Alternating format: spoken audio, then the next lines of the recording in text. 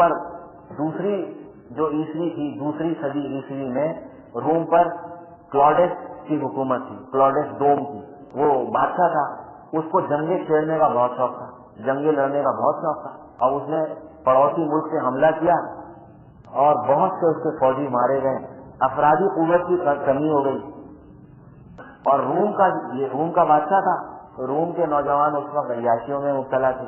اس نے جب یہ اعلان کروایا کہ بھئی فوجیوں کی ضرورت ہے، آؤ فوج میں داخل ہو، تو وہ تو عیاشیوں میں پڑے ہوئے تھے، کہاں آتے ہو، لہذا اس نے یہ کیا، کسی طرح فوج میں داخل کرنے کا یہ طریقہ نکالا نوجوانوں کو کہ شادیوں پر پابندی عائد کر دی، کوئی شادی نہیں کر سکتا، ہاں البتہ سوائے اس شخص کے جو میدان جنگ میں جائے، لڑ کر آئے ایک دفعہ، پھر اس کو شادی کی اجازت ہے، باقی کسی کو اجازت نہیں۔ اب یہ ظاہر ہے کہ اس کو ہر ایک نہیں برداشت کر سکتا ہے، تو سینٹ ویلنٹائن نے اس کے خلاف علم بغاوت بلند کیا، اور وہ رات کو چھپ چھپ کر چرچ میں نوجوان لڑکوں کو اور لڑکیوں کو بلاتا تھا اور خفیہ طریقے سے رات کو ان کی شادیاں کرانے لگا۔ بادشاہ کی کلاڈس کی جو CID تھی، انہوں نے اس کو اطلاع دے دی کہ یہ آپ کے یہ چرچ کا یہ جو پادری ہے سینٹ ویلنٹائن، یہ خفیہ طور پہ شادیاں کرا رہا ہے عورتوں اور مردوں کی، اور آپ نے پابندی لگا رکھی۔ تو ایک دن رنگے ہاتھوں پکڑا گیا، ویلنٹائن رنگے ہاتھوں شادیاں کراتے ہوئے اس کو پکڑوا لیا گیا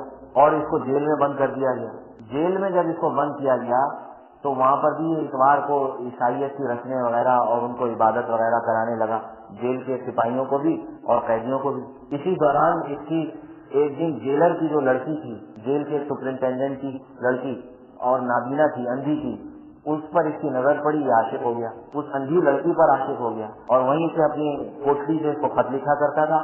وہ خط اس جیلر کی لڑکی کو اس کی سہیلی پڑھ کر سنایا کرتی تھی، جو خود تو نابینا تھی۔ اس طرح ان کے درمیان خطوط کا سلسلہ شروع ہوا۔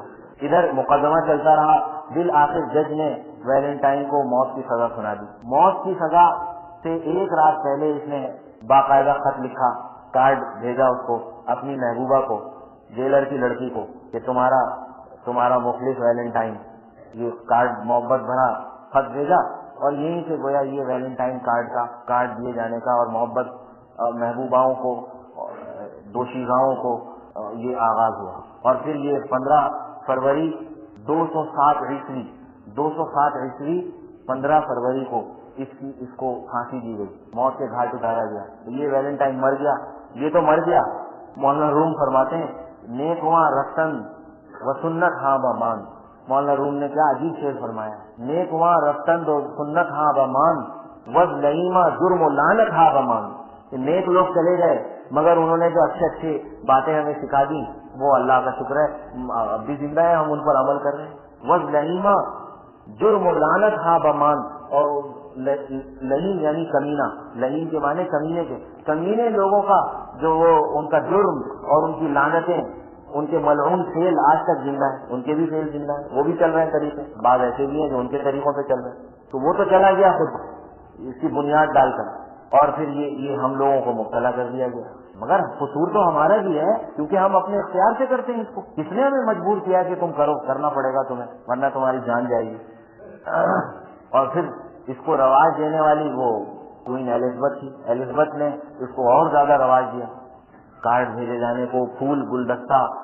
اب وہ ایک تھوڑی رہتی ہے، وہ تو آگے بڑھتی رہتی ہے۔ اس نے تو صرف کارڈ بھیجا تھا ویلنٹائن میں، آخری موت، اپنی سزائے موت سے ایک رات پہلے، اور اب وہ اس سے ذرا آگے بڑھ گیا ہے۔ اب تو لاکھوں ٹن گویا وہ پھول اور گلدستے وہ فروخت ہوتے ہیں اور وہ دیے جاتے ہیں، اور کارڈ فروخت ہوتے ہیں، وہ بھیجے جاتے ہیں اپنی محبوباؤں۔ اب ظاہر ہے یہ دن منانے کے لیے کسی کو اپنی محبوبہ بھی ڈھونڈنی پڑے گی، جس کو یہ دن منانا ہے اس کو کوئی ڈھونڈنی بھی پڑے گی، اور اگر جس کی پہلے سے ہے اس کو تو حاصل ہے، چلو بھائی ٹھیک ہے، لگے رہو دھندے سے۔ میرے دوستو، ہمارا دین ہمیں کیا سکھاتا ہے؟ یہ اخلاق ہیں، ان کے تو یہ اخلاق ہوں گے۔ ان لکل دین خلقا وخلق الاسلام الحیاء۔ ہر دین کے بعض اخلاق ہوتے ہیں، اچھی اس کی تعلیمات ہوتی ہیں، اور اسلام کی اچھی تعلیم، اسلام کے اخلاق حیا ہے، حیا شرم، حیا کے معنی شرم۔ حیا کی حقیقت کیا ہے؟